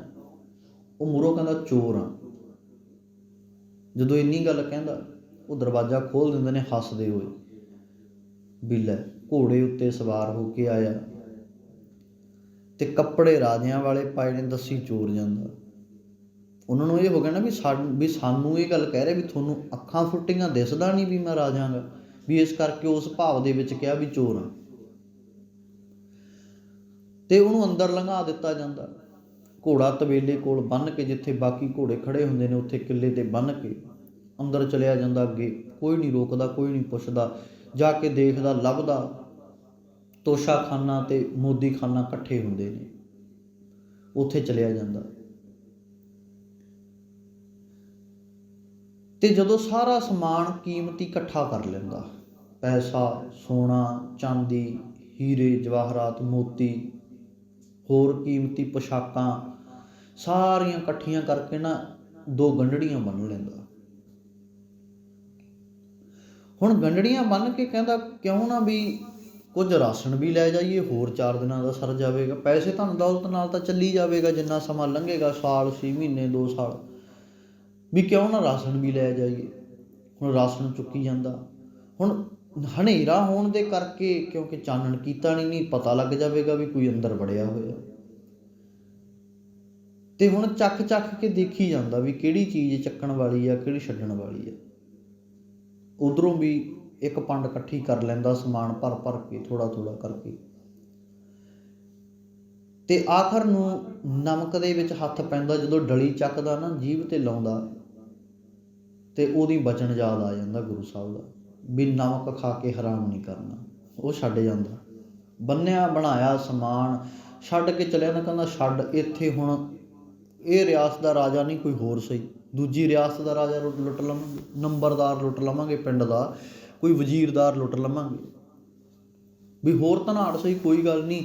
ਵੀ ਹੁਣ ਜਦੋਂ ਗੁਰੂ ਪਾਤਸ਼ਾਹ ਜੀ ਨੇ ਇੱਕ ਬਚਨ ਹੀ ਮੰਗਿਆ ਸੀ, ਹੁਣ ਇਹ ਬਚਨ ਤਾਂ ਨਿਭਾ ਲਈਏ। ਚੋਰੀ ਛੱਡਣ ਨੂੰ ਥੋੜ੍ਹੀ ਕਿਹਾ ਸੀ, ਚੋਰੀ ਆਪਾਂ ਹੋਰ ਕਰ ਲਾਂਗੇ ਕਿਤੇ। ਕਹਿੰਦੇ ਚਲੋ ਛੱਡਤਾ। ਹਾਹਾਕਾਰ ਮਚ ਗਈ। ਅਗਲੇ ਦਿਨ ਰਾਜੇ ਨੇ ਐਲਾਨ ਕਰ ਦਿੱਤਾ ਵੀ ਜਿੰਨੇ ਇਲਾਕੇ ਦੇ ਵਿੱਚ ਚੋਰੀਆਂ ਦੇ ਵਿੱਚ ਨਾਮਜ਼ਦ ਬੰਦੇ ਨੇ ਨਾ, ਲਵੇ ਲਾਉਣੇ ਪਿੰਡਾਂ ਦੇ, ਉਹ ਸਾਰੇ ਚੱਕ ਲਿਓ। ਸਾਰੇ ਚੱਕ ਲਿਆਂਦੇ। ਉਹਨੂੰ ਵੀ ਖਬਰ ਮਿਲ ਗਈ ਵੀ ਨਾਲ ਦੇ ਪਿੰਡਾਂ ਦੇ ਨਾ ਬੰਦੇ ਰਾਜੇ ਨੇ ਚੱਕ ਲਏ, ਜਿਹੜੇ ਚੋਰ ਸੀ। ਉਹ ਹੁਣ ਜਾਂ ਤਾਂ ਨਾ ਜਾਂਦਾ ਵੇਖਣ ਵੀ ਬੰਦਾ ਫੜਿਆ ਗਿਆ। ਉਹ ਕਹਿੰਦਾ ਵੀ ਦੇਖਾਂ ਸਹੀ, ਵੀ ਗਿਆ ਤਾਂ ਮੈਂ ਸੀ, ਫੜਿਆ ਕੌਣ ਗਿਆ। ਹੁਣ ਦੇਖਣ ਚਲਿਆ ਗਿਆ। ਉਹ ਸਿਪਾਹੀ ਉਹਦੇ ਰਾਜੇ ਦੇ 1-2 ਨੂੰ ਫੜਦੇ ਆ, ਕੁੱਟਣ ਲੱਗ ਜਾਂਦੇ ਆ। ਉਹ ਬਥੇਰਾ ਚਿੰਗਾੜਾ ਪਾਉਂਦੇ ਆ ਵੀ ਨਹੀਂ, ਅਸੀਂ ਸੋਚ ਹੀ ਨਹੀਂ ਸਕਦੇ ਵੀ ਤੁਹਾਡੇ ਮਹਿਲਾਂ ਤੱਕ ਆਉਣ ਦੀ। ਤਾਂ ਉਹ ਜਦੋਂ ਦੇਖਦਾ ਨਾ, ਉਹ ਤੀਜਾ ਬਚਨ ਫੇਰ ਯਾਦ ਆ ਜਾਂਦਾ ਵੀ ਗੁਰੂ ਪਾਤਸ਼ਾਹ ਜੀ ਨੇ ਕਿਹਾ ਸੀ ਵੀ ਤੇਰੇ ਕਰਕੇ ਕਿਸੇ ਦੇ ਉੱਤੇ ਅਤਿਆਚਾਰ ਨਾ ਹੋਵੇ, ਕੋਈ ਗਰੀਬ ਕੁੱਟਿਆ ਨਾ ਜਾਵੇ। ਉਹ ਕਹਿੰਦਾ ਵੀ ਚੋਰੀ ਤਾਂ ਮੈਂ ਕਰਨ ਆਇਆ ਸੀ, ਛੱਡ ਕੇ ਵੀ ਮੈਂ ਗਿਆ। ਪਤਾ ਰਾਜੇ ਨੂੰ ਵੀ ਆ ਵੀ ਲੈ ਕੇ ਕੁਛ ਨਹੀਂ ਗਿਆ, ਵੀ ਇਹ ਸਿਰਫ ਇਸ ਕਰਕੇ ਪੁੱਛ ਰਿਹਾ ਵੀ ਇੱਥੇ ਤੱਕ ਵੜਿਆ ਕੌਣ ਆ ਕੇ। ਅਤੇ ਉਹ ਅੱਗੇ ਹੋ ਕੇ ਆਵਾਜ਼ ਮਾਰ ਕੇ ਕਹਿ ਦਿੰਦਾ ਵੀ ਹੇ ਰਾਜਨ, ਵੀ ਤੂੰ ਇਹਨਾਂ ਨੂੰ ਨਾ ਕਟਵਾ, ਇਹਨਾਂ ਨੂੰ ਨਾ ਮਾਰ, ਇਹਨਾਂ ਨੇ ਚੋਰੀ ਨਹੀਂ ਕੀਤੀ। ਉਹ ਕਹਿੰਦੇ ਫਿਰ ਚੋਰੀ ਕੀ ਨਹੀਂ ਕੀਤੀ। ਉਹ ਕਹਿੰਦਾ ਮੈਂ ਕੀਤੀ ਆ। ਉਹਨੂੰ ਛੱਡ ਦਿੱਤਾ ਜਾਂਦਾ, ਉਹਨੂੰ ਅੱਗੇ ਲੈ ਜਾਂਦਾ। ਉਹ ਜਦੋਂ ਸਿਪਾਹੀ ਕੁੱਟਣ ਲੱਗਦੇ, ਉਹ ਕਹਿੰਦੇ ਖੜ੍ਹ ਜਾਓ, ਅਜੇ ਕੁੱਟਿਓ ਨਾ। ਕਹਿੰਦੇ ਤੂੰ ਦੱਸ ਵੀ ਚੋਰੀ ਕਿਉਂ ਕੀਤੀ। ਉਹ ਕਹਿੰਦਾ ਮੇਰਾ ਕੰਮ ਹੈ, ਮੈਂ ਚੋਰ ਹਾਂ, ਮੈਂ ਚੋਰੀਆਂ ਕਰਦਾ। ਮੈਂ ਸੋਚਿਆ ਸੀ ਵੀ ਛੋਟੇ ਛੋਟੇ ਘਰਾਂ ਦੇ ਵਿੱਚ ਐਵੇਂ 4-4 ਭਾਂਡੇ ਚੱਕਦਾ ਮੈਂ, ਫਿਰ ਉਹਨਾਂ ਨੂੰ ਵੇਚ ਕੇ ਆਉਣਾ। ਮਸਾਂ 1-2 ਆਨੇ ਮਿਲਦੇ ਨੇਗੇ, 4 ਆਨੇ ਮਿਲਦੇ ਨੇ, ਵੀ 1-2 ਦਿਨ ਲੰਘਦੇ ਨੇ ਖਾਣ ਦੇ ਨਾਲ। ਹੁਣ ਖਾਣਾ ਵੀ ਹੈ, ਕੋਈ ਆ ਵੀ ਜਾਂਦਾ, ਖਵਾਉਣਾ ਵੀ ਪੈਂਦਾ। ਅਤੇ ਕਹਿੰਦਾ ਵੀ ਮੈਂ ਸੋਚਿਆ ਵੀ ਕਿਉਂ ਨਾ ਵੀ ਵੱਡਾ ਹੱਥ ਹੀ ਸਾਫ਼ ਕੀਤਾ ਜਾਵੇ, ਵੱਡਾ ਹੱਥ ਮਾਰਿਆ ਜਾਵੇ। ਹੁਣ ਜਦੋਂ ਇੰਨੀ ਗੱਲ ਸੁਣੀ, ਰਾਜਾ ਕਹਿੰਦਾ ਫੇਰ ਵੀ ਤੂੰ ਸਮਾਨ ਇਕੱਠਾ ਵੀ ਕੀਤਾ, ਬੰਨ੍ਹ ਵੀ ਲਿਆ, ਫਿਰ ਲੈ ਕੇ ਕਿਉਂ ਨਹੀਂ ਗਿਆ, ਅਤੇ ਕਿਸੇ ਨੂੰ ਪਤਾ ਕਿਉਂ ਨਹੀਂ ਲੱਗਿਆ ਵੀ ਤੂੰ ਚੋਰ ਹੈ। ਕਹਿੰਦਾ ਜੀ ਆਹ ਤੁਹਾਡੇ ਅਹਿਲ ਘਰ ਖੜ੍ਹੇ ਆ ਜਿਹੜੇ ਦਰਵਾਜ਼ੇ 'ਤੇ, ਉਹਨਾਂ ਨੂੰ ਬੁਲਾ ਲਵੋ, ਪੁੱਛ ਲਵੋ, ਮੈਂ ਤਾਂ ਉਹਨਾਂ ਨੂੰ ਕਿਹਾ ਸੀ ਵੀ ਚੋਰ ਹਾਂ। ਉਹ ਵੀ ਮੰਨ ਗਏ, ਕਹਿੰਦੇ ਹਾਂਜੀ ਕਿਹਾ ਤਾਂ ਹੈ ਸੀ। ਕਹਿੰਦੇ ਪਰ ਇਹਦੇ ਪੁਸ਼ਾਕ ਰਾਜਿਆਂ ਵਾਲੀ ਪਾਈ ਸੀ, ਘੋੜੇ ਉੱਤੇ ਚੜ੍ਹ ਕੇ ਆਇਆ ਸੀ। ਹੁਣ ਸਾਨੂੰ ਥੋੜ੍ਹੀ ਪਤਾ ਵੀ ਚੋਰ ਵੀ ਘੋੜਾ ਲਈ ਫਿਰਦਾ। ਅੱਜ ਵੀ ਤਾਂ ਇੱਦਾਂ ਹੀ ਆ ਨਾ, ਚੋਰ ਲੁਟੇਰੇ ਤੁਰੇ ਫਿਰਦੇ ਆ ਵੱਡੀਆਂ ਵੱਡੀਆਂ ਗੱਡੀਆਂ ਕਾਰਾਂ ਲੈ ਕੇ। ਅੱਜ ਥੋੜ੍ਹੀ ਪਤਾ ਲੱਗਦਾ ਵੀ ਇਹ ਚੋਰ ਨੇ, ਲੁਟੇਰੇ ਨੇ। ਪਤਾ ਲੱਗ ਵੀ ਜਾਂਦਾ, ਪਰ ਸਾਡੇ ਹੱਥ ਵਿੱਚ ਕੁਝ ਨਹੀਂ ਹੁੰਦਾ। ਸਾਨੂੰ ਪਤਾ ਵੀ ਇਹ ਲੁਟੇਰੇ ਨੇ, ਚੋਰ ਨੇ, ਜਿਨ੍ਹਾਂ ਉੱਤੇ ਰਾਜ ਕਰਦੇ ਨੇ, ਪਲਦੇ ਨੇ। ਉਹਨਾਂ ਦੇ ਪੱਲੇ ਕੱਖ ਨਹੀਂ ਛੱਡਿਆ, ਅਤੇ ਆਪਣੇ ਪੱਲੇ ਕੱਖਾਂ ਦੀਆਂ ਕੁੱਲੀਆਂ ਤੋਂ ਮਹਿਲ ਪੱਥਰਾਂ ਦੇ ਬਣਾ ਲਏ, ਅਤੇ ਜਾਇਦਾਦਾਂ ਵੀ 200-200 ਕਰੋੜ ਤੱਕ ਦੀਆਂ ਚੱਕੀ ਫਿਰਦੇ ਆ। ਇੱਥੇ ਮੋਟਰਸਾਈਕਲ ਕਿਸ਼ਤਾਂ 'ਤੇ ਲੈਣਾ ਪੈ ਜੇ ਨਾ, ਮੋਟਰਸਾਈਕਲ ਦੀਆਂ ਕਿਸ਼ਤਾਂ ਨਹੀਂ ਪੂਰੀਆਂ ਹੁੰਦੀਆਂ ਮਾਤੜ ਬੰਦੇ ਤੋਂ, ਵੀ ਉਹ ਰੋਟੀ ਖਾਊਗਾ ਕਿ ਕਿਸ਼ਤਾਂ ਪੂਰੀਆਂ ਕਰੂਗਾ। ਉਹ ਕਹਿੰਦਾ ਛੱਡੋ, ਮੋਟਰਸਾਈਕਲ ਨੂੰ ਰਹਿਣ ਨਹੀਂ ਦਿੰਦੇ ਹਾਂ, ਸਾਈਕਲ 'ਤੇ ਹੋਰ 6 ਮਹੀਨੇ ਲਾ ਲੈਂਦੇ ਹਾਂ, ਪੈਸੇ ਜੋੜ ਕੇ ਫਿਰ ਕੋਈ ਚੱਲਦਾ ਜਾਂ ਲੈ ਲਾਂਗੇ। ਅਤੇ ਇੱਧਰ ਗੱਡੀਆਂ ਹੀ 2-2 ਕਰੋੜ ਦੀਆਂ ਗੱਡੀਆਂ, 4-4 ਕਰੋੜ ਦੀਆਂ ਗੱਡੀਆਂ। ਆਮ ਇਨਸਾਨ ਤੋਂ ਆਪਣੇ ਇੱਕ ਮੋਟਰਸਾਈਕਲ ਦੀ ਸਰਵਿਸ ਕਰਾਉਣੀ ਔਖੀ ਹੋ ਜਾਂਦੀ ਹੈ, 6 ਮਹੀਨਿਆਂ ਬਾਅਦ 300 ਰੁਪਇਆ ਲੱਗਦਾ, 400। ਅਤੇ ਉੱਧਰ ਗੱਡੀਆਂ ਹੀ ਉਹ ਨੇ ਜਿਹੜੀਆਂ ਤੇਲ ਹੀ ਇੱਕ ਦਿਨ ਦਾ 10,000 ਦੀਆਂ ਖਾ ਜਾਂਦੀਆਂ। ਸੋਚ ਕੇ ਵੇਖੋ। ਅਤੇ ਸਾਡੇ ਲੀਡਰ ਬਣਦੇ ਨੇ, ਸਾਡੇ ਸਿਰ 'ਤੇ ਬਹਿੰਦੇ ਨੇ ਆ ਕੇ। ਹੁਣ ਇੱਦਾਂ ਹੀ ਆ ਨਾ, ਬਹੁਤ ਹੁਣ ਤਾਂ ਬੜੇ ਗਰੀਬੜੇ ਬਣ ਕੇ ਆਉਣਗੇ, ਹੱਥ ਜੋੜਨਗੇ, ਪੈਰਾਂ 'ਚ ਡਿੱਗਣਗੇ, ਪੈਰ ਚੱਟਣ ਤੱਕ ਜਾਣਗੇ ਬਿਲਕੁਲ, ਚਾਹੇ ਗੋਹੇ ਨਾਲ ਲਿਬੜੇ ਪੈਰ ਹੋਣ ਫਿਰ ਵੀ ਕਹਿਣਗੇ ਅਸੀਂ ਜੀਭਾਂ ਮਾਰ ਸਾਫ਼ ਕਰ ਦਾਂਗੇ, ਤੁਸੀਂ ਫਿਕਰ ਨਾ ਕਰੋ। ਪਰ ਜਦੋਂ ਲੀਡਰ ਬਣ ਗਏ, ਜਿੱਤ ਗਏ, ਜਦੋਂ ਫਿਰ ਇਹੀ ਲੋਕ ਉਹਨਾਂ ਕੋਲੇ ਜਾਂਦੇ ਨੇ, ਫਿਰ ਉਹਨਾਂ ਦੀਆਂ ਲਿਲਕੜੀਆਂ ਕਢਾਉਂਦੇ ਨੇ। ਸੱਚ ਹੈ, ਬਹੁਤ ਕੁਝ ਸਾਹਮਣੇ ਆਉਂਦਾ ਰਹਿੰਦਾ ਨਿੱਤ ਪ੍ਰਤੀ ਨੈੱਟ ਦੇ ਉੱਤੇ, ਵੀ ਕਿਵੇਂ ਜਿਹੜੇ ਜਿੱਤੇ ਹੋਏ MLA ਹੁੰਦੇ ਆ ਨਾ, ਬਾਅਦ ਵਿੱਚ ਵਿਚਾਰੇ ਬਜ਼ੁਰਗ ਵੀ ਨਾ ਖੜੇ ਤਰਲੇ ਕਰਦੇ ਹੁੰਦੇ ਵੀ ਪੁੱਤ ਵੇ ਪੈਨਸ਼ਨ ਨਹੀਂ ਆਈ, ਵੇ ਤੂੰ ਕਹਿ ਦੇ ਤੂੰ ਕਦੇ ਸਾਡੇ ਦਰ 'ਤੇ ਆਇਆ ਸੀ ਵੋਟਾਂ ਲੈਣ, ਆਹ ਬੁਢੇਪਾ ਪੈਨਸ਼ਨ ਆ, ਜਵਾਕ ਛੱਡ ਗਏ, ਨਹੀਂ ਸਾਂਭਦੇ ਜਵਾਕ ਮਾਪਿਆਂ ਨੂੰ, ਉਹ ਹਾੜੇ ਤਰਲੇ ਕੱਢਦੇ, ਉਹ ਸੁਣਦਾ ਹੀ ਨਹੀਂ, ਆਪਦੀ ਮਸਤੀ 'ਚ ਹੁੰਦੇ ਨੇ, ਕੋਈ ਸੁਣਦਾ ਹੀ ਨਹੀਂ ਕਿਸੇ ਦੀ ਨਾ। ਅਸੀਂ ਫੇਰ ਭੁੱਲ ਜਾਂਦੇ ਹਾਂ, ਛਿੱਤਰ ਖਾ ਕੇ, ਕੁੱਟ ਖਾ ਕੇ ਅਸੀਂ 5 ਸਾਲਾਂ ਬਾਅਦ ਫੇਰ ਭੁੱਲ ਜਾਂਦੇ ਹਾਂ, ਫੇਰ ਹੀ ਉਹਨਾਂ ਮਗਰ ਫੇਰ ਆਹ ਜਿੰਦਾਬਾਦ ਮੁਰਦਾਬਾਦ। ਸਾਡੇ ਹਾਲਾਤ ਨੇ ਇਹ, ਅਸੀਂ ਸਮਝ ਨਹੀਂ ਰਹੇ, ਮੰਨ ਨਹੀਂ ਰਹੇ। ਅਤੇ ਇੱਧਰ ਗੁਰੂ ਪਾਤਸ਼ਾਹ ਜੀ ਦੇ ਬਚਨ ਮੰਨ ਕੇ ਉਹਨੇ ਜਿੱਥੇ ਦੂਜਿਆਂ ਦੀ ਮਾਰ ਕੁੱਟ ਨੂੰ ਬਚਾਇਆ, ਉੱਥੇ ਆਪ ਵੀ ਬਚਿਆ। ਅਤੇ ਉਹ ਕਹਿੰਦਾ ਫਿਰ ਤੂੰ ਇਹ ਦੱਸ ਵੀ ਤੂੰ ਚੋਰ ਕਹਿਤਾ, ਠੀਕ ਹੈ ਸੱਚ ਬੋਲਿਆ, ਵੀ ਫਿਰ ਤੂੰ ਇਕੱਠਾ ਸਮਾਨ ਕੀਤਾ ਕਿਉਂ ਨਹੀਂ ਲੈ ਗਿਆ? ਉਹ ਕਹਿੰਦਾ ਵੀ ਮੈਂ ਨਾ ਜਦੋਂ ਸਮਾਨ ਇਕੱਠਾ ਕਰੀ ਜਾਂਦਾ ਸੀ, ਮੈਂ ਕੀਮਤੀ ਸਮਾਨ ਸਮਝ ਕੇ ਚੁੱਕ ਲਿਆ ਜਿਹੜਾ ਸੀ, ਫਿਰ ਮੈਂ ਤੁਹਾਡੇ ਮੋਦੀ ਖਾਨੇ ਦਾ ਰਾਸ਼ਨ ਵੀ ਚੁੱਕ ਲਿਆ। ਹੁਣ ਮੈਨੂੰ ਥੋੜ੍ਹੀ ਪਤਾ ਸੀ ਵੀ ਉੱਥੇ ਕੀ ਕੀ ਪਿਆ ਰਾਸ਼ਨ ਦੇ ਵਿੱਚ। ਕਹਿੰਦਾ ਉੱਥੇ ਡਲੀ ਪਈ ਸੀ ਇੱਕ ਲਾਲ ਚਮਕਦੀ ਹੋਈ, ਮੈਨੂੰ ਇੰਝ ਲੱਗਿਆ ਵੀ ਇਹ ਵੀ ਕੋਈ ਪਦਾਰਥ ਹੀ ਹੋਵੇਗਾ ਜਿਹੜਾ ਕੀਮਤੀ ਹੋਵੇਗਾ। ਜਦੋਂ ਕਹਿੰਦਾ ਮੈਂ ਚੱਕ ਕੇ ਵੇਖਿਆ ਉਹ ਲੂਣ ਸੀਗਾ। ਜੀਵ ਨੇ ਜਦੋਂ ਦੱਸਿਆ ਨਾ ਵੀ ਇਹ ਲੂਣ ਹੈ, ਅਤੇ ਕਹਿੰਦਾ ਵੀ ਮੈਂ ਲੂਣ ਖਾ ਕੇ ਹਰਾਮ ਨਹੀਂ ਕਰਨਾ, ਮੈਨੂੰ ਕਿਸੇ ਸਤਪੁਰਖ ਨੇ ਕਿਹਾ, ਗੁਰੂ ਨੇ ਕਿਹਾ ਵੀ ਕਿਸੇ ਦਾ ਨਮਕ ਖਾ ਕੇ ਹਰਾਮ ਨਾ ਕਰੀ। ਉਹ ਕਹਿੰਦਾ ਮੈਂ ਸੋਚਿਆ ਵੀ ਚੱਲ ਕੋਈ ਗੱਲ ਨਹੀਂ, ਛੱਡ ਇਹ ਸਮਾਨ ਇਕੱਠਾ ਕੀਤਾ, ਵੀ ਗੁਰੂ ਨਾਲ ਵਾਅਦਾ ਕੀਤਾ ਸੀ, ਉਹਨੇ ਮੈਨੂੰ ਚੋਰੀ ਛੱਡਣ ਨੂੰ ਨਹੀਂ ਕਿਹਾ, ਵੀ ਪਰ ਆਹ ਬਚਨ ਮੰਨਣ ਨੂੰ ਕਿਹਾ ਸੀ, ਮੈਂ ਬਚਨ ਮੰਨ ਲਿਆ। ਕਹਿੰਦਾ ਫਿਰ ਹੁਣ ਤੂੰ ਕਿਉਂ ਸਾਹਮਣੇ ਆ ਗਿਆ, ਵੀ ਜਦੋਂ ਤੂੰ ਫੜੇ ਹੀ ਨਹੀਂ ਗਿਆ। ਕਹਿੰਦਾ ਵੀ ਇਹ ਵੀ ਮੈਨੂੰ ਗੁਰੂ ਪਾਤਸ਼ਾਹ ਨੇ ਕਿਹਾ ਸੀ ਵੀ ਤੇਰੇ ਕਰਕੇ ਕੋਈ ਗਰੀਬ ਨਾ ਕੁੱਟਿਆ ਜਾਵੇ। ਰਾਜਾ ਬੜਾ ਖੁਸ਼ ਹੋਇਆ, ਕਹਿੰਦਾ ਕਮਾਲ ਆ, ਐਡਾ ਵਫਾਦਾਰ ਬੰਦਾ, ਇੱਕ ਕਿਸੇ ਦੀਆਂ ਕਹੀਆਂ ਹੋਈਆਂ 3 ਗੱਲਾਂ 'ਤੇ ਫੁੱਲ ਚੜ੍ਹਾ ਗਿਆ, ਇਹ ਤਾਂ ਮੇਰੇ ਰਾਜ ਭਾਗ ਨੂੰ ਬਹੁਤ ਅੱਗੇ ਲੈ ਕੇ ਜਾਵੇਗਾ।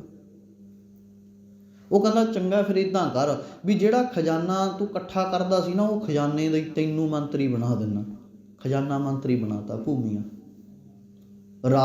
ਇੱਕ ਰਾਜ ਘਰਾਣੇ ਦੇ ਰਾਜ ਦੇ ਵਿੱਚ ਜਿਹੜਾ ਛੋਟੀਆਂ ਛੋਟੀਆਂ ਚੋਰੀਆਂ ਕਰਦਾ ਸੀ, ਉਹਨੂੰ ਰਾਜ ਖਜ਼ਾਨੇ ਦਾ ਮੰਤਰੀ ਬਣਾਤਾ। ਹੁਣ ਖਜ਼ਾਨਾ ਹੀ ਉਹਦੇ ਹਵਾਲੇ ਆ।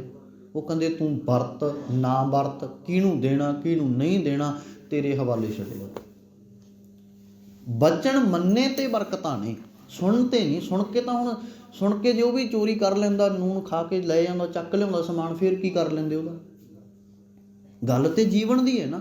ਹੁਣ ਉਹਨੇ ਲੋਕ ਦੇ ਵਿੱਚ ਕੀ ਕੀਤਾ, ਉਹਦਾ ਪਰਲੋਕ ਦੇ ਵਿੱਚ ਉਹਨੂੰ ਫਲ ਮਿਲ ਗਿਆ, ਕਿਉਂਕਿ ਕਰਕੇ ਤਾਂ ਉਹ ਚਲਿਆ ਗਿਆ, ਪਰ ਆਉਣ ਵਾਲੇ ਸਮੇਂ ਦੇ ਵਿੱਚ ਉਹਨੂੰ ਉਹ ਫਲ ਮਿਲ ਗਿਆ ਵੀ ਉਹਨੂੰ ਉੱਥੇ ਖੁਸ਼ ਹੋ ਕੇ ਰਾਜੇ ਨੇ ਆਪਦਾ ਖਜ਼ਾਨਾ ਮੰਤਰੀ ਲਾ ਲਿਆ। ਜਿਹੜਾ ਚੋਰੀਆਂ ਕਰਦਾ, ਐਵੇਂ ਕਿਸੇ ਦੀ ਬਾਟੀ ਕੌਲੀ ਚੱਕਦਾ ਫਿਰਦਾ ਸੀ, ਉਹਨੂੰ ਉਹ ਖਜ਼ਾਨੇ ਦਾ ਹੀ ਮਾਲਕ ਬਣਾ ਦਿੱਤਾ ਵੀ ਲੈ ਆਹ ਸਾਰੇ 40-50 ਪਿੰਡ ਤੇਰੇ ਹਵਾਲੇ ਨੇ, ਹੁਣ ਇਹਨਾਂ ਨੂੰ ਕੀ ਦੇਣਾ ਕੀ ਨਹੀਂ ਦੇਣਾ ਤੇਰੀ ਇੱਛਾ।